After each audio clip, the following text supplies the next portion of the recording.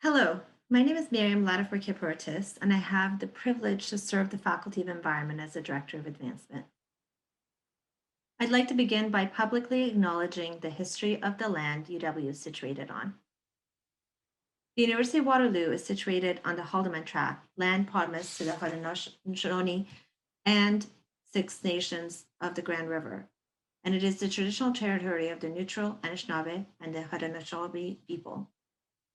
We also acknowledge with respect the diverse histories and cultures of all Indigenous people of this country. Acknowledging reminds us that our great standard of living is directly related to the resources of friendships of Indigenous peoples, policy of expulsion and assimilation of Indigenous peoples during the time of settlement and confederation and since. We have a responsibility to acknowledge and understand this history and the current experiences of the First Nations, Inuit, and Métis people, and for us to understand and inform the work we do through this. My family and I are settlers, and we immigrated to Canada in 1988. And our son, who's 8 years old, reminds me that the privilege that we have to live in Canada is at the expense of the First Nations people. We're hosting this event as a community that is committed to the United Nations Sustainable Development Goals and to working with Indigenous peoples along this journey. I encourage you to take a minute to acknowledge the traditional territory that you're residing on today. And as we are hosting this event virtually for the first time, we were able to open this event up to alumni and friends from across the world. So welcome. The purpose of tonight's event is to celebrate the accomplishments and achievements of our community coming together through a common purpose. And I'm really grateful that you have all spent the time to join us. And I'd like to take a minute to briefly acknowledge the work that we're doing here could not be possible without the support of our community. I'd like to take this time now to ask our wonderful fierce leader, Dean Jean, to come on and bring her opening remarks. Okay. Hello. Well, a warm welcome to all our donors, our students, staff, faculty, alumni, guests. Thank you for joining us. It's wonderful to have you with us. I've been a part of the environment community since 1983 when I started my PhD at Waterloo, and that's shocking to me because that's 38 out of the 52-year history of our faculty. I go back a long way, and I know that some of you who are joining us go back even further. And some of you, of course, have joined the community more recently. But regardless, I just say to all of you, look at the amazing thing that we have done together. Look at what we have built as a Faculty of Environment. So today is an event of celebration. We celebrate the generosity of those who share their time, their advice, their resources, and we celebrate the amazing students and the initiatives that are the beneficiaries of these gifts. So thank you to so many of you. This type of recognition and celebration is always important, but it's really important this year because of all that we've come through on COVID. As we've all learned another online tool, task, or platform, we've been supporting each other, but in other ways, certainly we felt the tremendous support of our donors in our community. And this support has been for our students, it's been for our academic programs, and in effect, it's been for our dreams.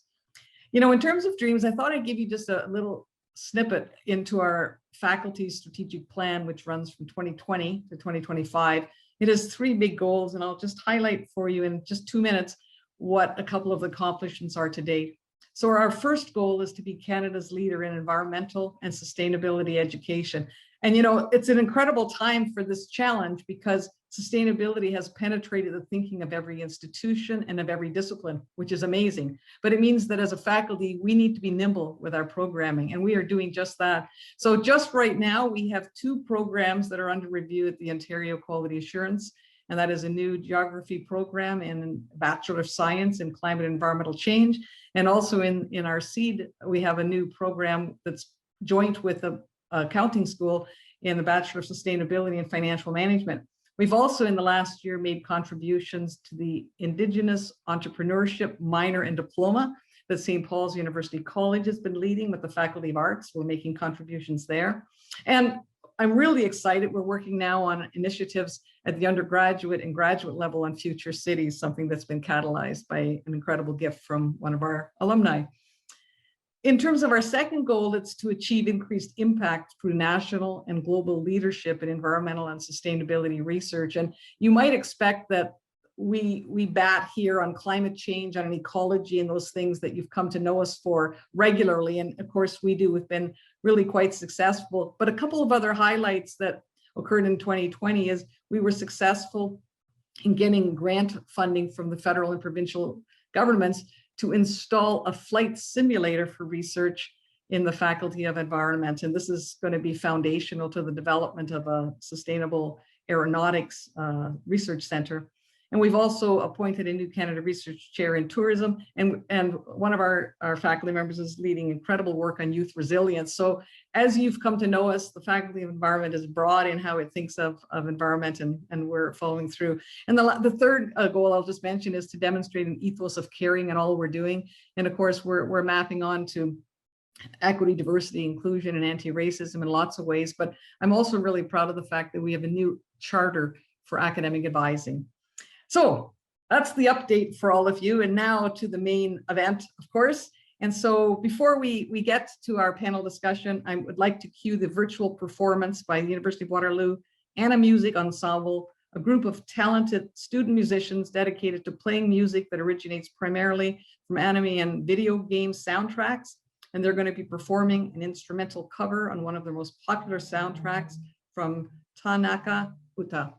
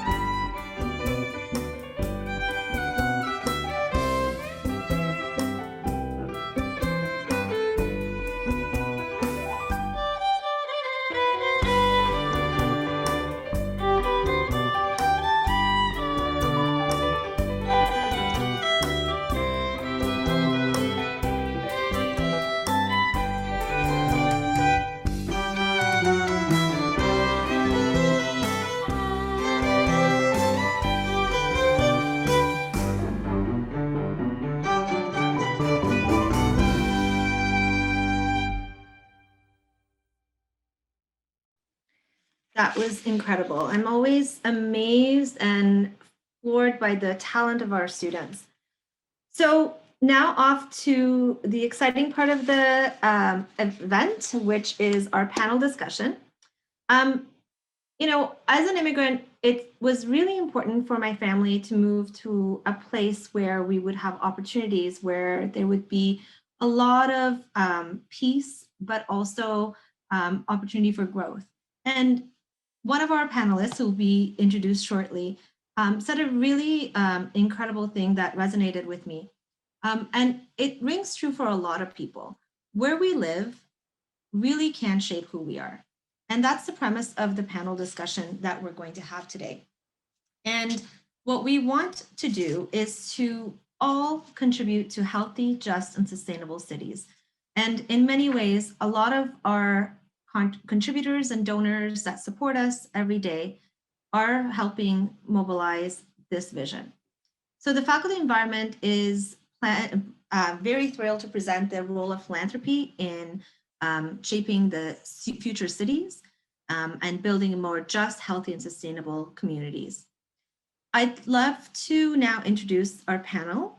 It's my pleasure to introduce Frank Cairo, who is the co-founder and CEO of Kayvon Communities and the Advanced Building Innovation Company, ABIC. Frank is a multidisciplinary entrepreneur who has innovated across several sectors, harnessing advanced manufacturing, software engineering, data science, artificial intelligence, and generative design techniques in the optimization of build form and community design. He's also a proud graduate of the School of Planning at the University of Waterloo. Next, I'd like to introduce Eldon Theodore, partner at MHBC, one of our long-standing industry partners, also founded by one of our alumni who have hired hundreds of our co-ops over the years. With a dual specialization in planning and urban design, Eldon has been practicing for over 19 years at MHBC. He holds an honors bachelor's degree in urban and regional planning from the University of Waterloo and a master's in urban design studies from University of Toronto. He's been trained under the National Charrette Institute system for facilitating community charrettes. And Eldon's also a current council director for the Ontario Professional Planners Institute and a member of the Design Industry Association of Toronto. He sits on the design review panel for the city of Hamilton and the town of Aurora. Eldon is a full member of the Canadian Institute of Planners, Lambda Alpha International, and a registered professional planner with the Ontario Professional Planners Institute.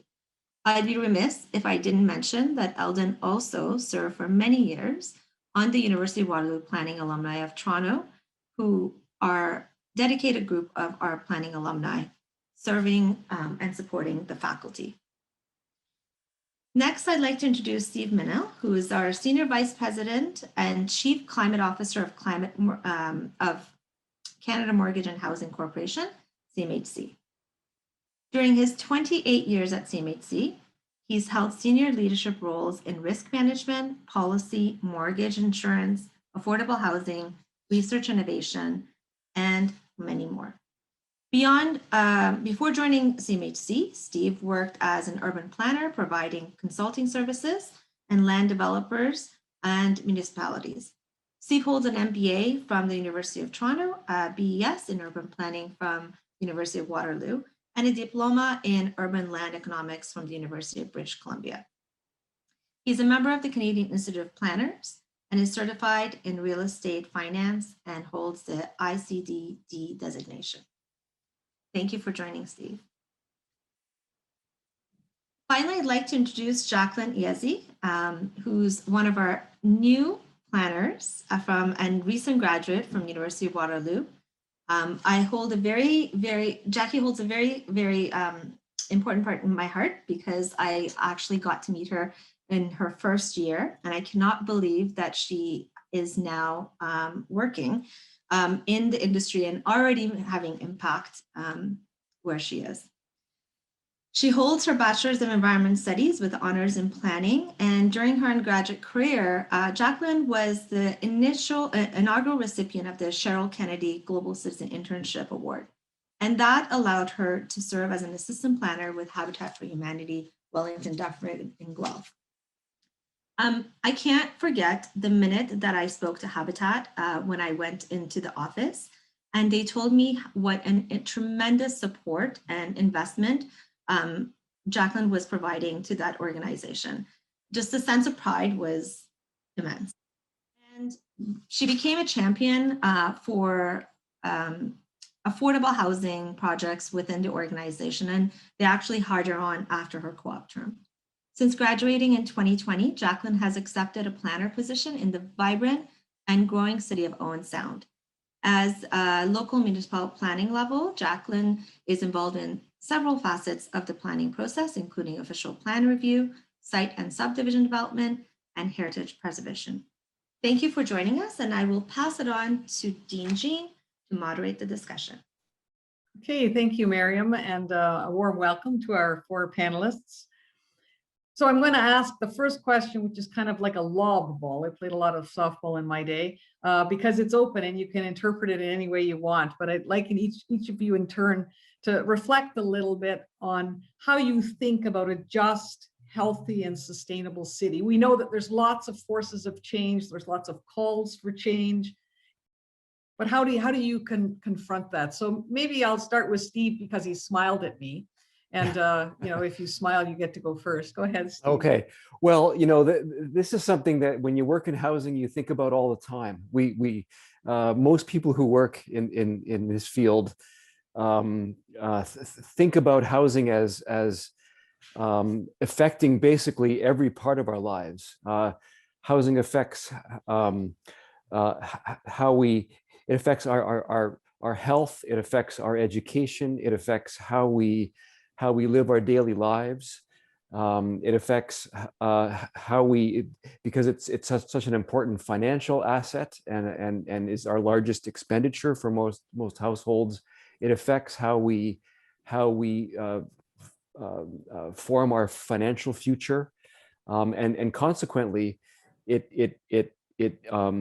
it becomes an important element in how not only future cities are developed and evolve, but also how the country evolves, how our financial system integrates with our cities. And of course, because of my current role, I shouldn't forget climate change. The way we live, the way we design our housing has an enormous effect directly on climate change, obviously through things like direct greenhouse gas emissions that are generated by our housing choices, but also indirectly because the where we live and the form of housing that we live in affects everything about what we do every day, and so that of course in turn is profoundly important in how we think about our cities in the future, and so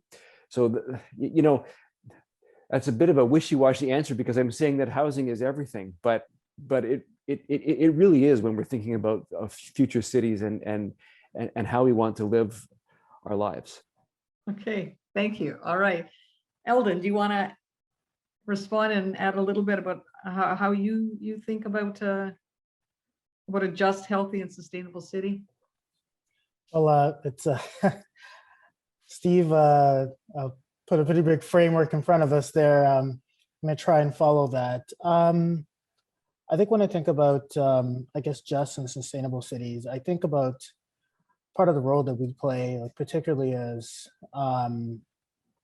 as planners in the industry, as placemakers and as city builders in the industry. That role in trying to create equitable places for people to live, building on what Steve said, but also equitable in terms of how we ensure that those options are there for people. And when you look at how we plan and how we build our cities today, a lot of it is made of some practices that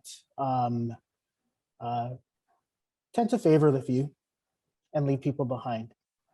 And part of that recognition and part of looking at how we want a better future and how we want a future that is inclusive to everyone is to rethink our policy frameworks and rethink the way that we implement built form in our places and our spaces that are inviting people in, as opposed to creating boundaries and setting divisions or setting specific categories or classes within neighborhoods or areas or spaces and places. So bottom line is the future requires a lot of self-evaluation and a reflection of what we're doing, and is it actually in the public good? And is there a way in which we can modify our approaches to ensure that we're not just speaking for those who have the ability to speak, but for those who can't as well. Okay, thank you, Eldon. Jacqueline, do you want to join the conversation? Yeah, absolutely. I think that Stephen and Eldon both have excellent points, and I would just echo what they said. As Marian mentioned, in my position with Habitat for Humanity, Wellington, Dufferin, Guelph, during my undergrad, I helped the organization with their City View Village build, which was 28 affordable units in the city of Guelph. And I think in that position, I really learned the value and importance of affordable housing in creating just and sustainable cities. And I think Eldon's absolutely right about rethinking our traditional policy frameworks and our land use planning tools. And that's especially true in my role at the City of Owen Sound, where we're currently undertaking an update to our official plan. And my role as a planner with the city has been to make sure that that plan and its policies are prioritizing people and the environment, and are really setting the stage for how Owen Sound will manifest itself as a healthy and just sustainable city. Okay. Thank you, Jacqueline. All right, and Frank. Thank you, and thanks to those that have answered so far. It's a very tough question, obviously, that strikes to the heart of where we're going as humanity, not just in built form and in urban structure, but where we're going as a species. And with the world kind of collapsing into this global entity, so to speak, I think the world is addressing the same question in different ways, but we uniformly have the same adversity to deal with, which is kind of a collective, we're all in this together at this point. There's a moment where we can all, I think, learn from each other as well. I do just want to note that I think a lot of the predicament we're in today is the result of, a lot of good intentions that in many ways have created, implications that were unintended. I think that, a free but caring and competitive future is the one that, in my opinion, yields the best result for not only our society, but also for the structures that cities take. Obviously, being a residential developer, I have a bias towards housing and housing policy, but I would say that from my perspective, where we work is more important for future cities, I think, than where we live. Where we live is directly related to where we work and what we do. And I think there's a trend towards extreme decentralization. And that trend is not just pandemic driven. I think that as the world becomes more connected, ironically, there's this inverse relationship to how close we are in physical form as we become more connected virtually. And so I do think the cities of the future have a decentralized component to them. In terms of social, just, and sustainable, my personal opinion, I'll park to the side for a moment, and I'll just say that I believe centralizing power and having policy dictate our way, even with the best of intent, will, I think, yield the wrong result for future cities. I think in a democratic fashion, free markets are, I think, a great indication of where the masses have values placed.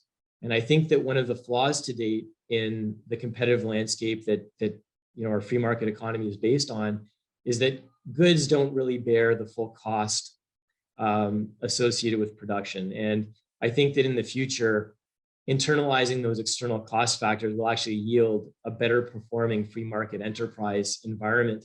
And with more policy, with more regulation, with more centralized command and control, I think we'll have a lot less free and a lot less just society, and we'll continue to make the same mistakes going forward.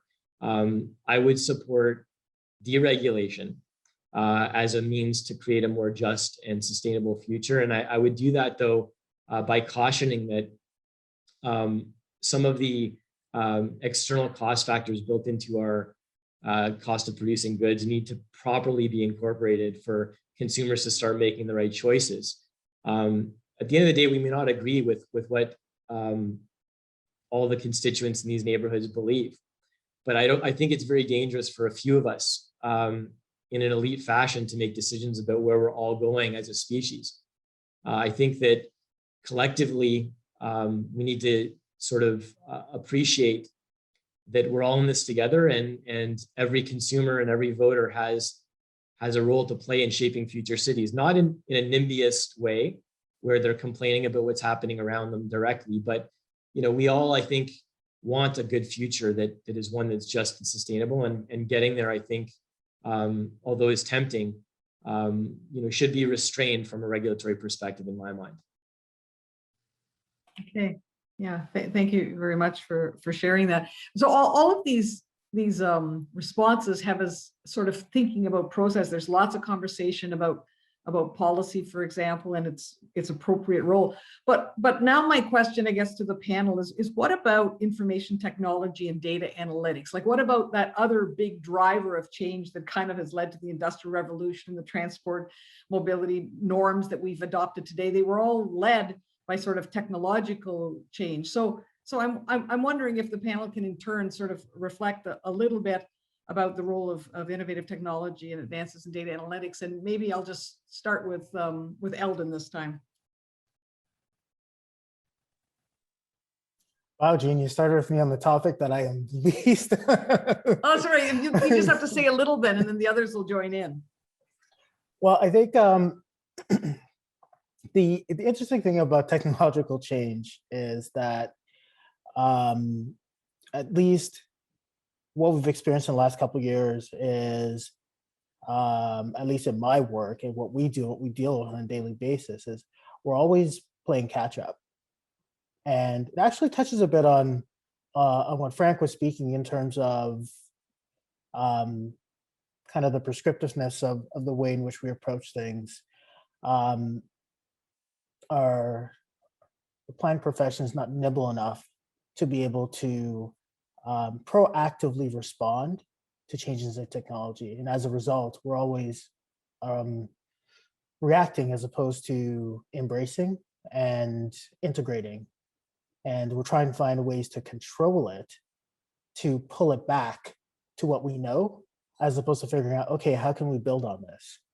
That's one of the philosophical stumbling blocks that I think planning, land use planning, and urban planners, even urban designers as a structure, have a good difficulty leaping to. Like, I know through school, foresight planning is always a part of the education, but somehow when you get into the industry, it gets lost.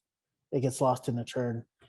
And we would do better to use a little more foresight and embrace what is coming before us and find ways in which to anticipate what we as a society can use to make our quality of life better, than to have to respond to it, which seems to always be the case, whether it be Amazon, Uber, Airbnb, or the next paradigm shift that we have to deal with, that will have implications on every facet of our life and change the way in which we need to think and plan for the future of our cities. Thank you. Maybe Jacqueline, do you want to go second? Yeah, I agree with Eldon, and I will admit I don't have a lot of experience to date with new innovative technology methods in planning, but I do see that, or it feels as though sometimes in our planning profession we're always in survival mode or trying to play catch up with these new innovative technologies, and maybe it would serve us better to focus more on the anticipation and to get ahead of that. Okay, thank you. And I couldn't agree more. I think most of us are in reaction mode. And, I think COVID actually reminded us that big change is possible. And if we had been able to dream together as to where we wanted to go, as opposed to having to react, the world might have been different a while ago. Maybe Frank, do you want to jump in on this one? I know this is one you've got some thoughts about. Yeah, it is, and I'm gonna save everyone for the 6-hour dissertation. I'll save for another day. But one of the this is probably the most important question to ask about the future. Data and algorithms around us will impact our lives in ways that I don't think anyone can fully appreciate, even those that are behind a lot of the algorithmic approaches to the world designing these things. What I can say, though, is that our profession, environment professionals, but professionals among all sectors, need to fully embrace and become aware of and immersed in algorithms. The reality is we will be left behind if we don't have at least the ability to dialogue and look at the world through an algorithmic lens. What I mean by that is not that everyone needs to be a software designer, but what I mean is building cities at its fundamental level is an optimization problem.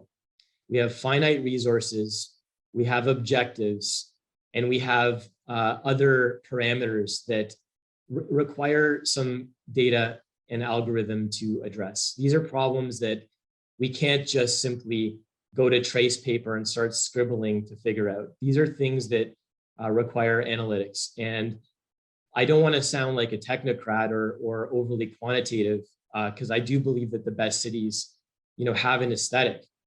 But I do think that one of the big predicaments we have as a profession is that we jump to aesthetic. We jump to walkability. We jump to, facade, park designs, and these things that are critically important. Not to undermine the importance of those things, I'd say that in many cases we leapfrog a lot of really important decisions and get to the end of the pipe too quickly.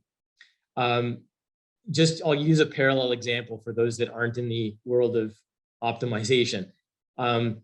So let's just say I gave you a 2-hectare block of land, and I gave you a very defined geometry for that block of land. And I gave you a whole bunch of parameters for things that need to be included in certain percentages. Like we have this many cars and we need to squeeze in this many homes, and we have this many jobs, which is really just, again, part of what land use planning is all about. The process that exists today in the urban planning realm to address that problem is kind of a human trial and error, let's scribble and figure this thing out approach, where the reality is what we have is a multidimensional quantitative problem to address.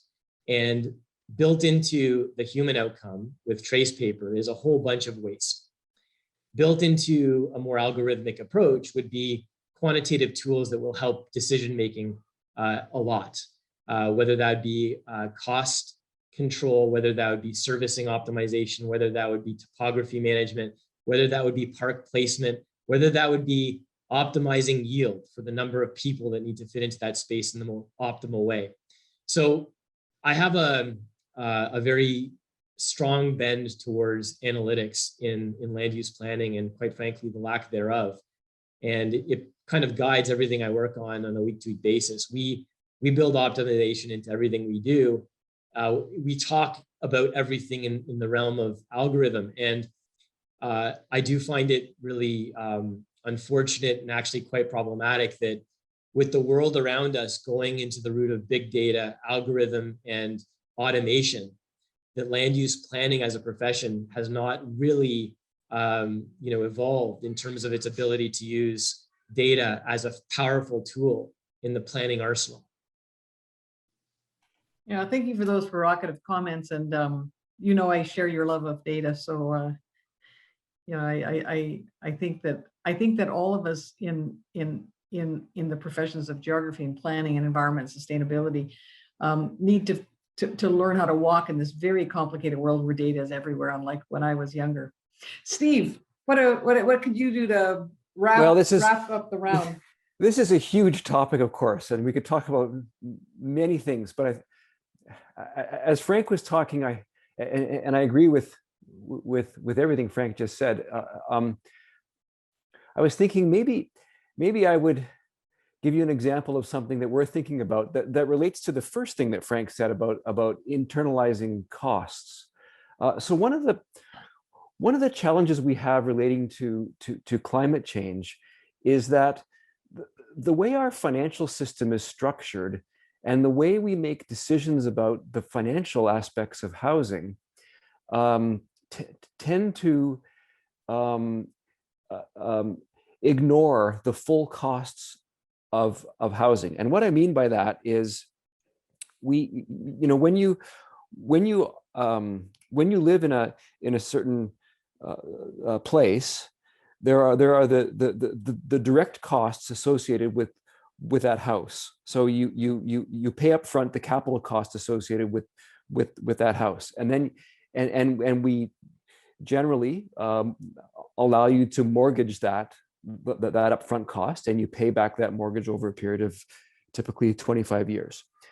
So direct upfront costs. Then you have operating costs, the property taxes, utilities, and so on.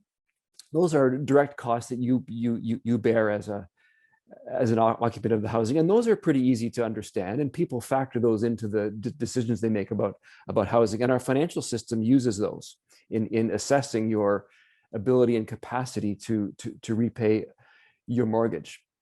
But then there are lots of other costs associated with your housing that don't get factored into really any, well, they don't get factored into the decisions that you make as an individual.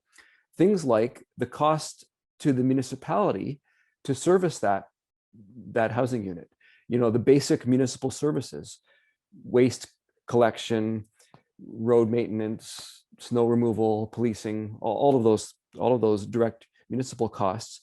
There is some relationship to the property taxes that you pay, but generally property taxes have little relationship to the actual cost of providing the services. They're based on the value of the property, not the cost of providing those services. So those costs are not internal to the occupant of the housing.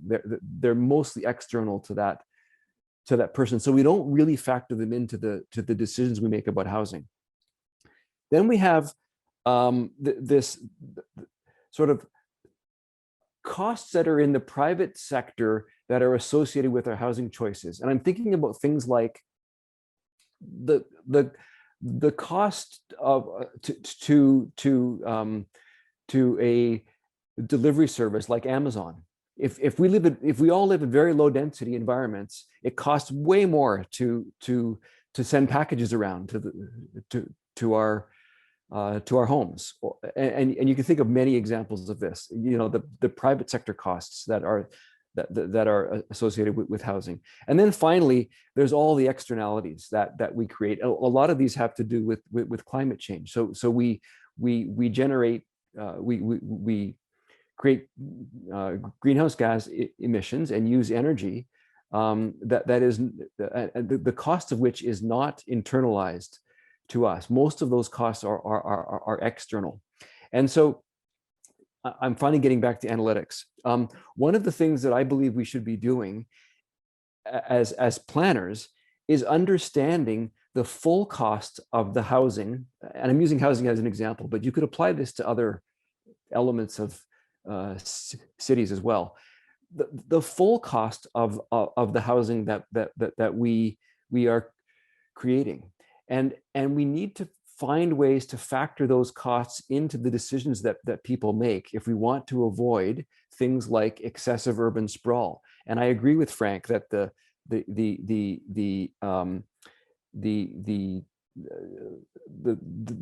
free market right now is tending to favor a very decentralized model, and there's pretty strong forces that are spreading us out more. But I think a lot of that has to do with the fact that capitalism is not creating the mechanisms to fully internalize the costs of doing so. And I think as planners, we need to start to understand this, and we need to start to use analytics in a more sophisticated way to start to build some of these factors into the planning decisions that we make. That's a very long-winded answer, but it's just an example of where I think we need to beef up our analytics game related to housing, at least. Okay, yeah, thanks, Steve. I mean, it's a vivid example that you provide. I noticed that we've got some questions starting to come in the chat, and I'm of course inviting those people who are with us to add questions. I'm going to ask the first question that I see is from Leanne Doyle, who's a recent planner in residence, and so she's asking a question that could be a bit of a lightning round for all of us now, if we're ready. And so she's saying, what is the number one challenge to building a healthy and sustainable community? So who wants to go first? Jacqueline, you're smiling this time. Sorry, you'll have to go first. That is Number one challenge. That's a great question. I would think, I think in my municipal role of the politics of planning and how a lot of my day is really spent convincing municipal officials that doing something is a good idea. For example, like implementing a parkland levy, like the pandemic especially has shown us how important green spaces and parks are. So I think that it's difficult in planning, and especially in the field that I'm in, to build just and healthy communities when in my position, I don't make the decisions, but my role is really just to convince politicians and counselors of why it's important. Okay, good, thank you. Frank put his hand up, so he's excited. He's got an answer for us. Yeah, I don't know the protocol.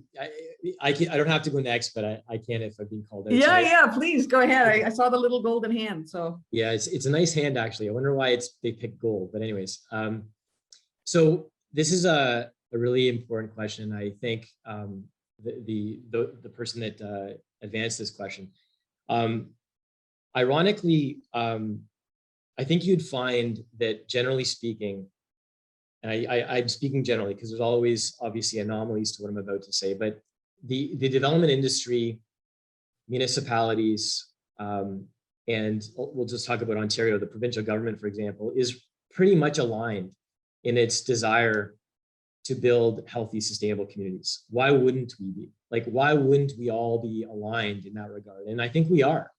Where things really rapidly break down is what consumers are prepared or accepting of. And I'll say that new homes in Ontario are predominantly being consumed by, we'll say, new Canadians. New Canadians are driving, for the most part, the demand for newly built homes in Ontario. And new Canadians haven't come to Canada, to live in towers or to live in very expensive mixed-use neighborhoods.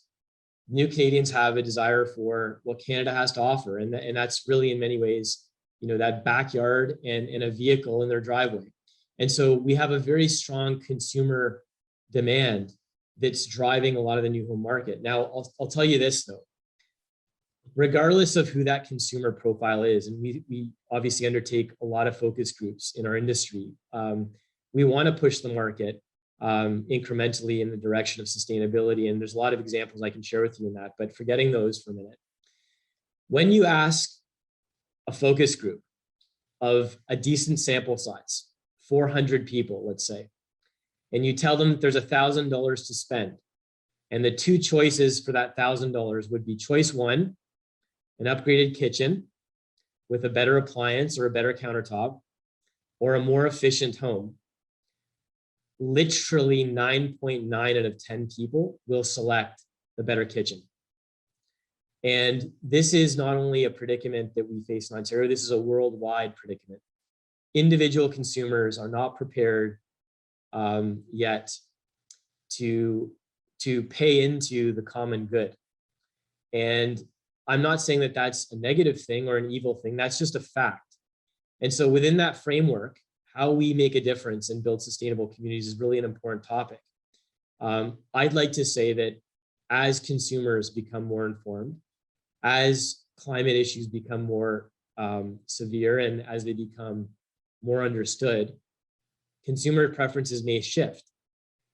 That being said, and this is an unfortunate reality that we're all faced with, I don't know that the job of regulators is to enforce consumer choices. I think that, as Steve mentioned, and as we've talked about before, we need to be careful of how the cost of goods are priced to properly internalize the costs of the choices consumers are making. And I think that would be the best framework for change. And quite honestly, I think industry needs to do a better job of making sustainable products more sexy,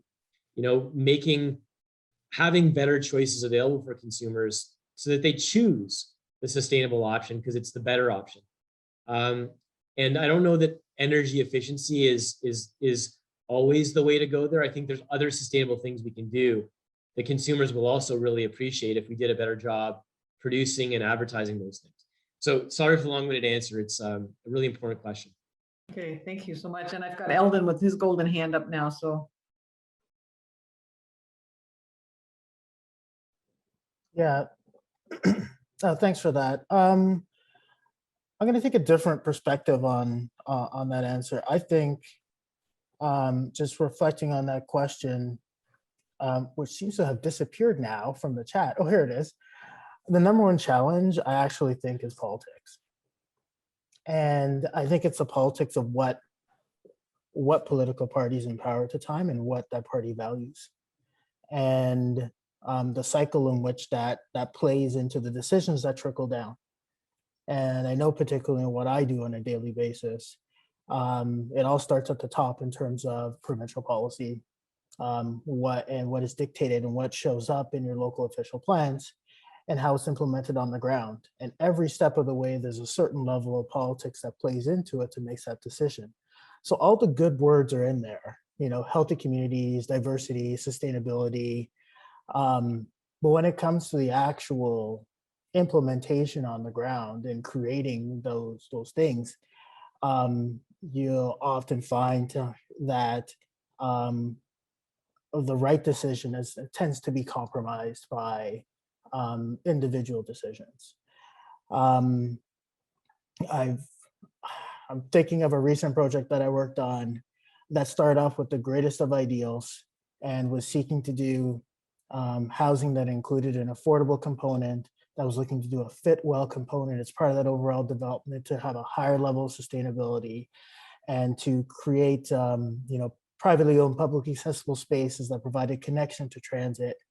And that application got run through the ringer because of local issues, local interests, political interference, that turned what was a great opportunity into a jaded client.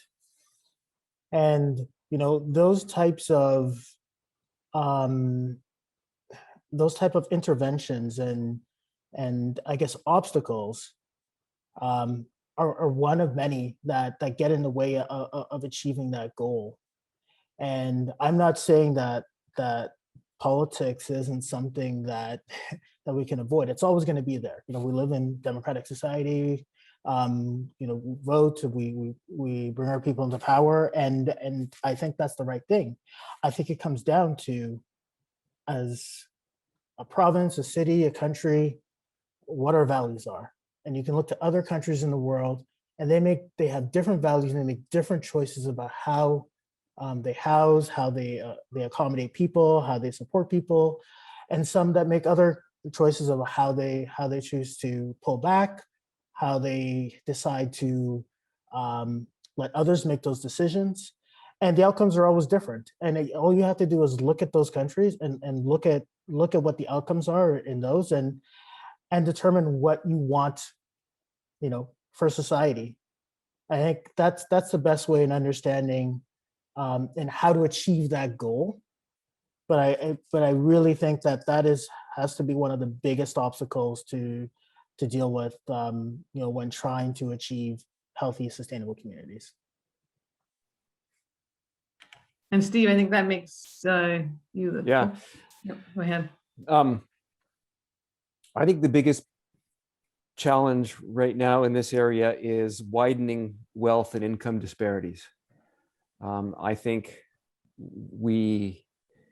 this was happening before the pandemic, and it's much worse now than it was. And we don't seem to right now at this particular moment to have the political will to properly address that problem.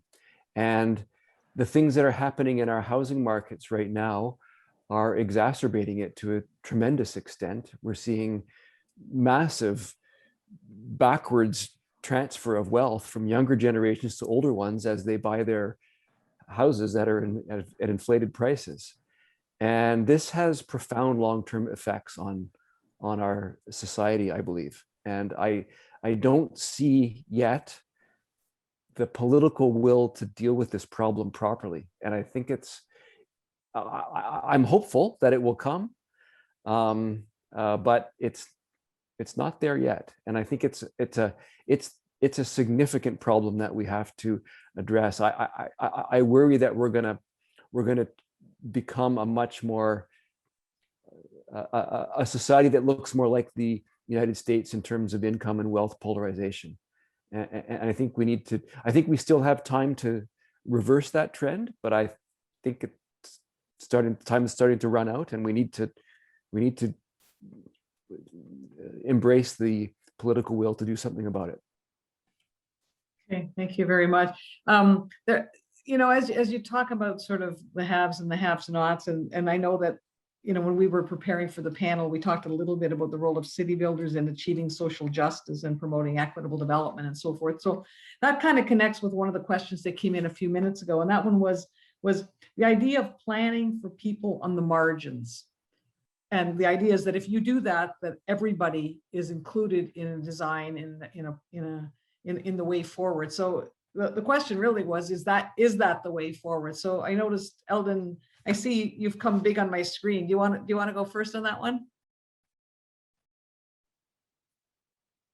Sure. I read that note in the chat as well, and I thought that was pretty interesting and provocative. And it's the obviously the theory behind it is flipping the current system on its head, which right now, favors the have, and instead focusing on planning that favors those, who are marginalized.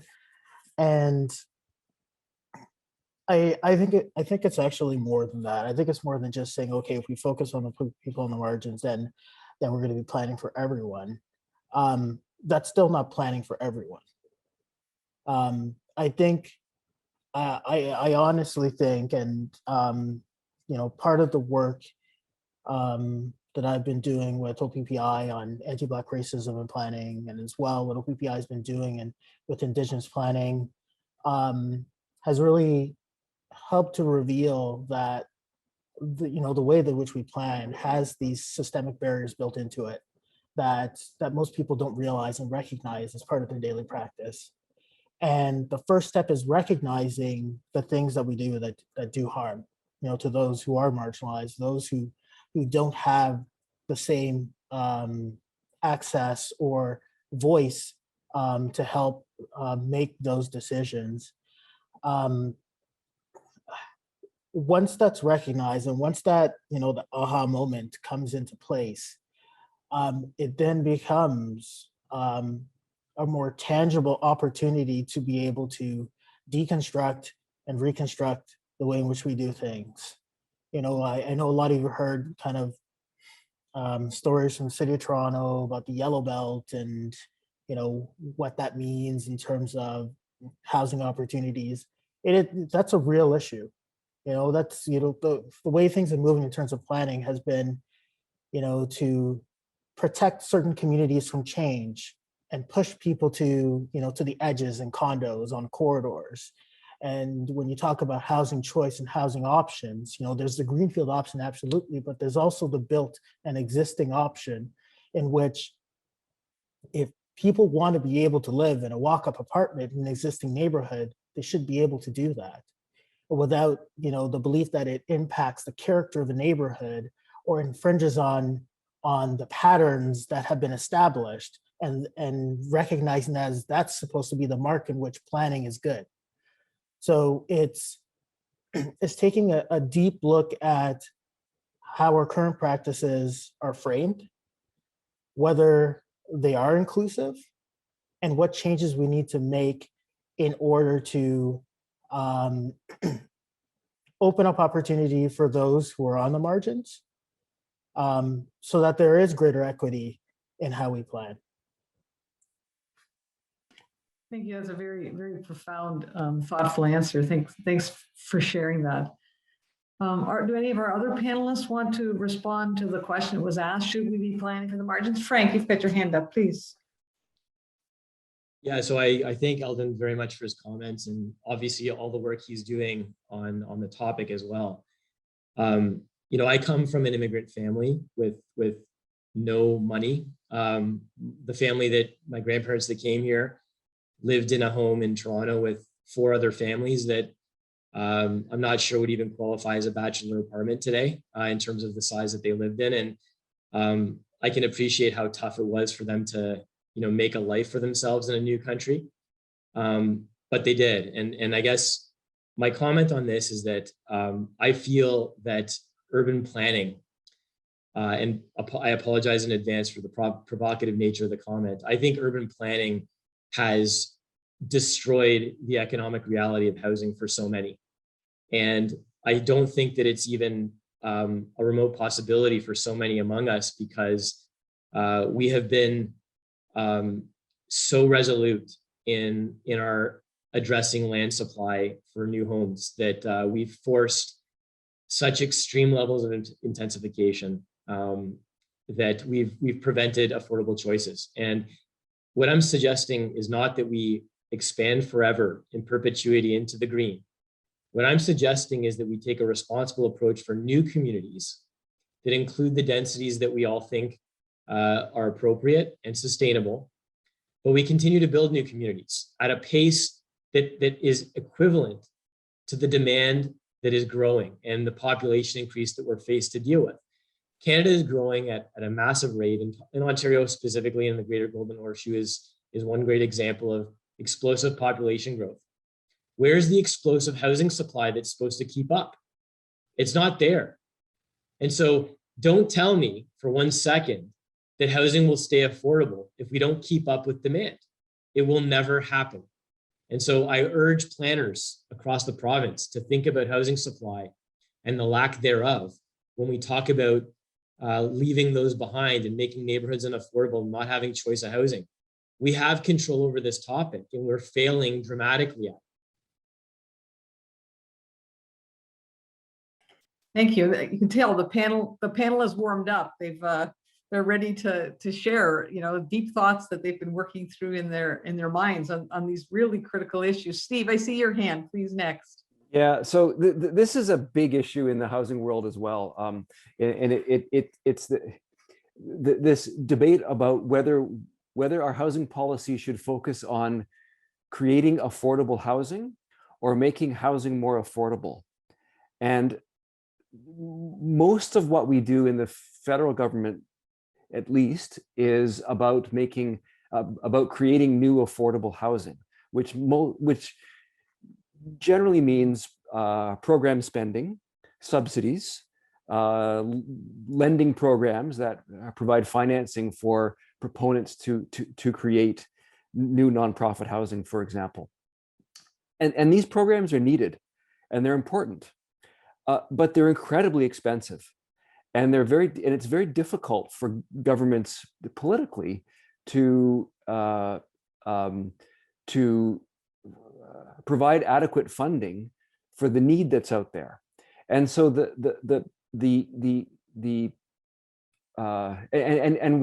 we're basically barely keeping up with population growth in terms of creating new affordable housing. And we're not really addressing the way we measure housing affordability is a measure called core housing need, which is about 12 to 13% of our population is in core housing need. And we're barely making a dent at that. And it's not realistic to expect governments to provide enough funding to make much of a dent in that. We have to change the underlying economics such that the market provides more affordable housing to everyone, not rely and hope that governments can provide enough subsidy dollars in order to make up the difference. And that's how I would think of the difference between planning at the margins versus planning for everyone as it relates to housing. But the things we have to do to create housing affordability for everyone require us to build different cities. We have to build cities that are denser, cities that are that have inherently lower cost housing. You don't make housing more affordable by financing mechanisms that change the incidence of cost around. These things don't really make housing more affordable. You have to make the housing inherently less costly. This is a big difference and a big shift in the way we are thinking. And I think it's important that we start to think in those terms. Thank you. Jacqueline, do you want to jump in on this one, or you want to wait for the next one? Yeah, I think that I completely agree with what Steve said, and I don't think that, or as Eldon said as well, all the tools that planners in my field have are coming from the top down. So I don't think that there's the tools available at the municipal level or the political will to bring in any sort of intervention or tools that would allow municipal planners to create or make housing more affordable. Okay, thank you. Thank you.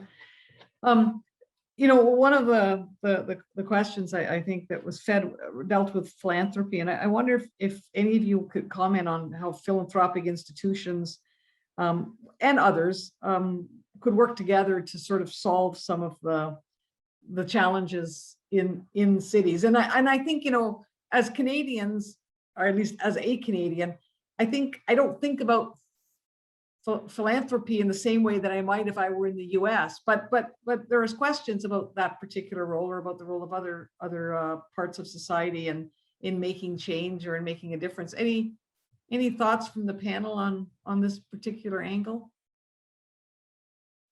Go ahead. Yeah. Jacqueline, you got your hand up. Yep.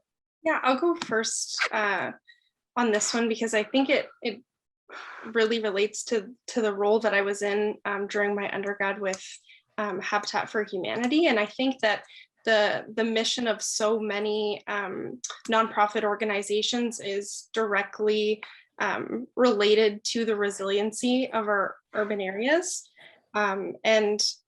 So when I was working at Habitat, for example, and they were building 28 affordable housing units, the idea was that the provision of that housing would create a domino effect that would help families obtain financial stability, and then that inherently benefits the resilience of the community in which they live. So their financial stability may contribute to more disposable income to filter into the economy, or would help their children perform better in school and progress into higher levels of education. And I think Steve mentioned earlier that housing is related to every aspect of our lives. So I think that nonprofit organizations play a really critical role in resiliency of urban areas, just because their mission is so intrinsically linked to that.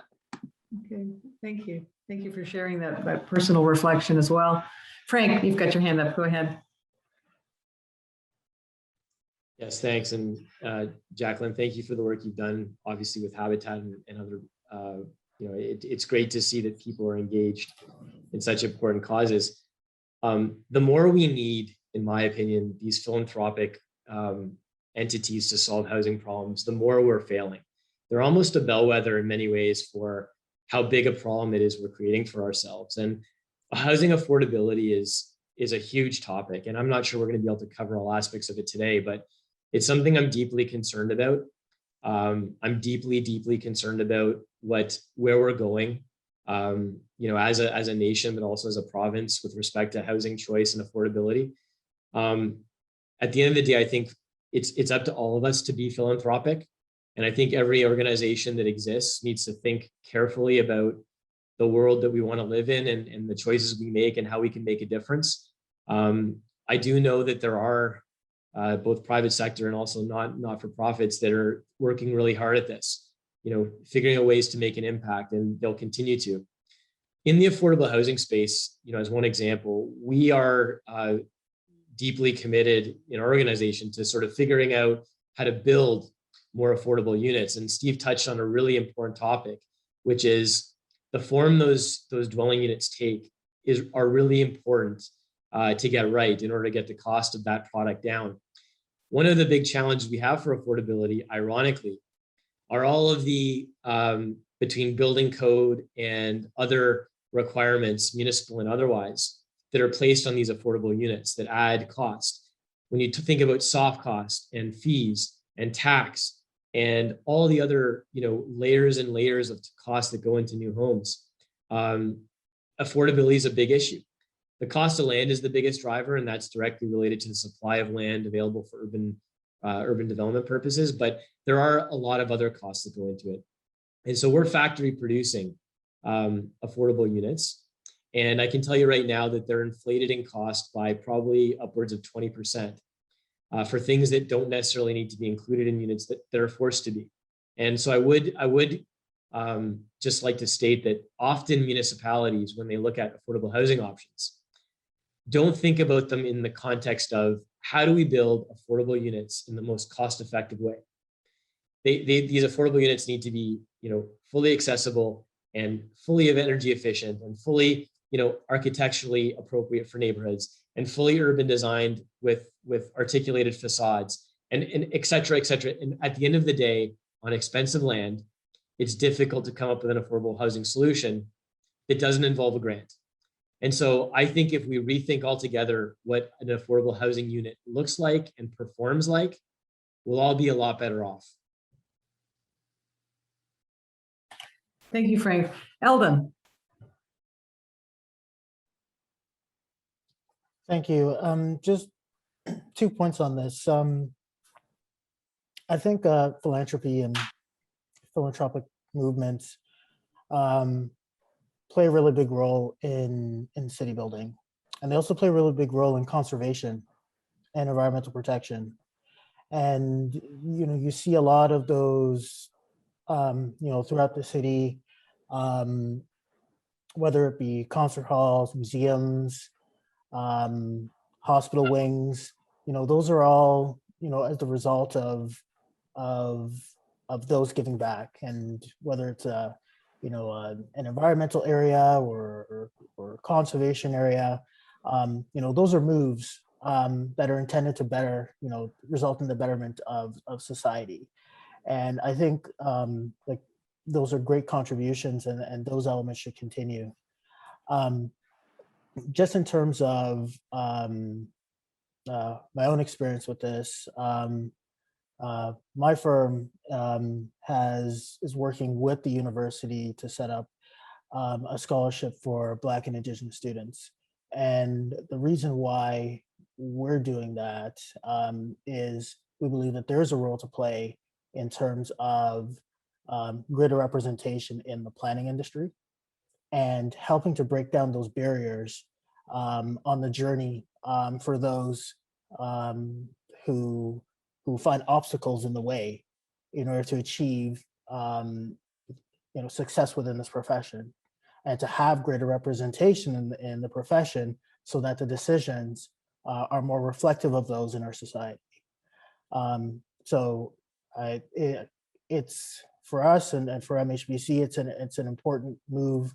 It's a small item as a stopgap that we see in hopes that others will join and that the industry or the profession will find a way to help to tackle those imbalances. But it's one action that we think plays an important role in terms of the better of the future for planning within the industry itself. Okay, thanks, Eldon. We're pretty much up against our time, but Steve, do you want to I think you're the only one who didn't have a chance to add anything to this. I really don't have much to add to what Eldon just said. I agree with him completely. I think philanthropy is quite important. because it helps to catalyze the parts of the industry, parts of the professions that deal with city building, and is also important in mobilizing people to contribute their time and maybe their money. So in the housing world, it's difficult for philanthropy to play a significant role just because housing is so expensive. It's just very difficult for people to donate enough money to create any amount of housing. But the best place for it, I think, is in the areas that Eldon mentioned, for example, where a donor can promote activity in a certain area or catalyze further activity. So that's where I see the role of philanthropy. Okay, thank you. There are lots of questions that have come in that we're not going to get to. One about food security, one about small homes, about role of planners. There's lots of good questions in there, but we're not going to get to those tonight, because I'm at this point going to pass back to Miriam, who is our host for tonight, who's going to finish the evening with a couple of important features for the program. Thank you, Jean, and thank you to all the panelists for a great discussion, and to all the attendees for sending the wonderful questions. I'm really grateful for the role that I have at the Faculty of Environment, and I think the last question that you all answered shows the impact that philanthropy can have as a tool for change.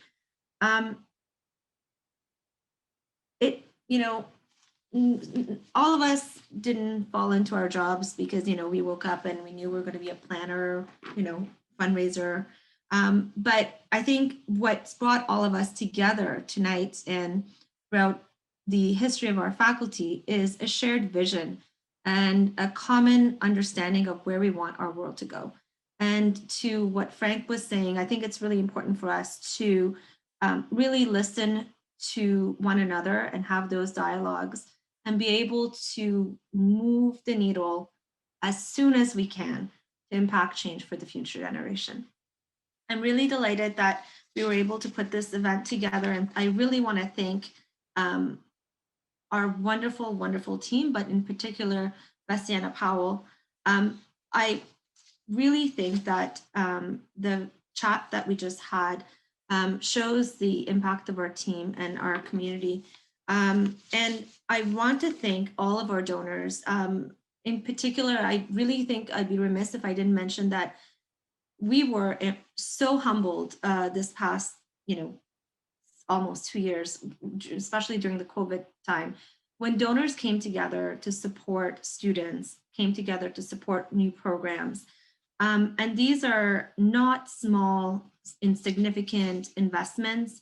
And I don't mean the dollar value, I mean the sheer number of alumni and partners who came together. So I just want to extend a sincere thank you and a heartfelt thank you to all of you for your support. I have to say that I'm probably going to get fired from this job and not ever be allowed to MC because I've lost my heart in what I'm supposed to do because I was so mesmerized by the conversation. But I believe that at this point, we have to, we want to share with you a small tribute to a wonderful, wonderful student who we lost in January of last year due to the flight crash in Iran. And this is I might get a bit emotional, so I apologize. This is a very important individual that was really instrumental in the lives of a lot of our teams and people and our students. And I think what we have been seeing from the community, the broader University of Waterloo community, our alumni, and truly people around the world in terms of contributing to the support and supporting a scholarship in her honor has been really impactful. So I'd like to ask our wonderful team to cue the video, and thank you very much for all your support. Marzia Forutan, also known as Mari, was hardworking, passionate, kind-hearted, and gifted. These are just a few words to describe who Mari was and what she meant to anyone who had the privilege to know her. Woo! Mari, the youngest of four, was born on May 11, 1982, in her hometown, Shiraz, Iran. She always had a passion for nature and sustainability, and as such, she enrolled in the PhD program in the Faculty of Environment at the University of Waterloo. A natural problem solver, Mari was dedicated to helping ensure that the world's water supply was safe for everyone to use. This often involved spending extensive time in and around climate-impacted lakes of southern Ontario to monitor and predict their water quality. Her curiosity, fearlessness, and determination to her work knew no bounds. Mari touched everyone around her with her captivating smile and radiant energy. Not only was she a brilliant researcher, but also a talented artist, enriching the lives of others with her illustration and poetry.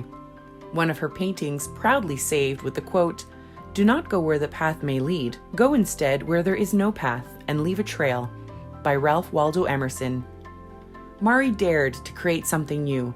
She charted her own path and left her mark in many of our hearts. To honor her life and support the next generation of talented international students like Mari, her family, friends, and broader University of Waterloo community created the Marzia Forutan Graduate Scholarship at the Faculty of Environment.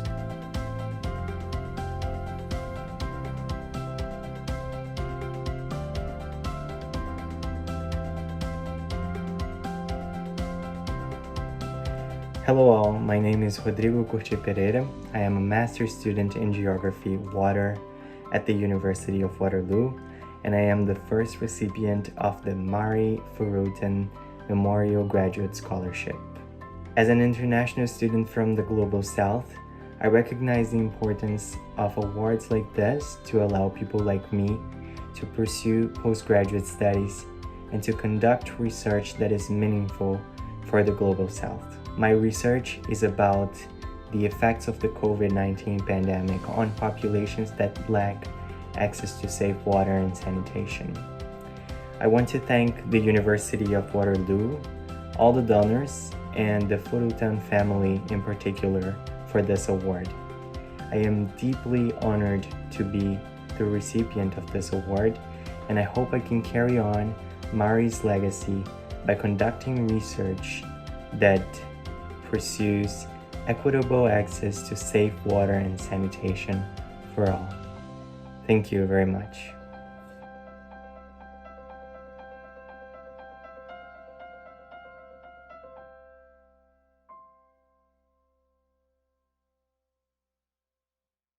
Thank you for that video.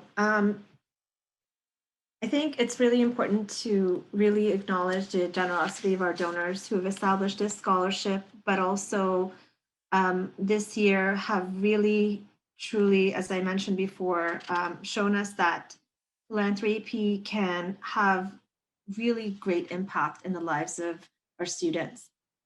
At Waterloo Environment, we're really dedicated in giving every opportunity to our students so that they can leave their mark on their world. But it's only with the generosity of the individuals like you that we can make their dreams come true. So thank you for your continued dedication to our students, to our Faculty of Environment, and the betterment of our future. I'd like to acknowledge a number of new scholarships that have been established and initiatives that have been funded this year by the generosity of our donors, including the Barry Goodison Graduate Scholarship for Cryospheric Research, which was renewed, K-Von Future Cities Graduate Scholarships and the K-Von Future Cities Undergraduate Scholarships, as well as the K-Von Global Citizen Internships, allowing students to work with nonprofit partners. As well, the K-Von Community's International Postdoctoral Fellowships and the Professorship in Future Cities are really going to help us mobilize our Future Cities initiative. Our wonderful retirees like Ellsworth and his wonderful wife, Karen Ledrew, have established an International Experience Award, which will be really, really meaningful for students, gain experience broadly across the world. The Kearns Family Aviation Award has really allowed students in aviation to pursue their dream, and Lyndon Scott Davis Award, and last but not least, the Marzia Frutan Memorial Graduate Scholarship. We also had a number of awards that came up in the last 3 months that I'd like to mention. And one that is really remarkable is the class of 1995 Entrance Scholarship. This was an initiative by one of our alumni who decided to pursue this, this scholarship and ask the classmates to come together. And this scholarship is going to support students in the next 10 years. So thank you to the class of 1995. The Tao Shang Award is a very heartfelt award in honor of one of our alumni's grandfathers, and I'm proud to see Jelly here tonight. You know, as someone who came to Canada and has the opportunity to be living and doing what I do just because of the impact my family has had, it was so touching to see this scholarship be established. And the Tom Curry and Family Award, which is really a testament to generosity begetting generosity. Tom shared his wonderful story with us that as the first in his family to go to university, he was really supported by the faculty that were at the university at the time. And he never forgot that, and he wanted to make that opportunity available for others. And so at this time, I'd really like to share with you a video that we put together to convey why we do what we do and to celebrate you, our donors, you, our students, who we are so proud of and are here for, and to celebrate our broader community. Climate change is warming Canada at a rate more than double the global average, bringing increases in precipitation, wildfires, flooding, and the loss of ice. Our cities become increasingly vulnerable to the impacts of extreme weather, and climate change and social issues like inequality, poverty, and overconsumption begin to escalate. Sustainability is about meeting the needs of humans in equitable ways and ensuring ecological and planetary sustainability while also supporting economic development. University has a really important role to play, but I think that as professionals, it's our duty to continue learning and learning, more than just in our individual disciplines. Learning across disciplines is very, very important. The Industrial Revolution created a better life for many, but it also negatively impacted the environment. The world needs smart, capable, passionate leaders who will help reverse these effects. I would say it was important to me and to my family to make this gift to the University of Waterloo because of the help that I received from Waterloo in getting a start, and in particular the intervention that I benefited from when someone took the time to help me. External partnerships are absolutely crucial to a faculty and to a university. We're here to serve society and to create the leaders of tomorrow for society. And we can only do that by working with others who have different dreams and different perspectives on where things are going. And donors and volunteers, they also bring us with just such a wealth of gifts of many ways. They really catalyze our dreams. They show us the way often in such important ways. We are depending on today's students, tomorrow's global citizens, to sustain our communities, our economies, and our planet. Through the power of partnerships, we empower our students to apply their knowledge in real-world settings to build and protect sustainable communities. The world's snow and ice resources are an important part of the global climate system. With support from our donors, students are conducting vital research to expand their knowledge and understanding of the Arctic cryosphere. Future leaders in city building will need to make informed decisions. What is city building? What is city planning? and what process will yield the best outcomes for all of us. Humans' future in cities with technology at the core in of itself is a study that I do hope merges with our assessment of future cities and also the study of future cities. This gift will allow someone to pursue their passion and their dreams in the sense that it will, I hope, relieve financial burdens, and I hope also just inspire someone to also give back to the university and to whoever needs help. Now more than ever, businesses play a pivotal role in the health of our planet. We need to promote the development of sustainable growth in the finance industry. Our donors are working to inspire, inform, and enable the integration of sustainability into financial market practices in order to create a sector that serves both the people and the planet. The Faculty of Environment has transformed itself from being problem framers to problem solvers. Thanks to the generous support of our donors, we can continue to raise awareness for global sustainability and offer opportunities for our students to pursue their interest and conduct impactful research. They are challenged to think outside the box, to find environmental and sustainable solutions desperately needed to transform our economies and the way we live. Our wonderful family of donors, students, faculty, and alumni are making meaningful changes in the classroom, the workplace, and in our communities. Look at all that we've done as a Faculty of Environment, and we need you to work with us in this next chapter. Together, we can create a sustainable future.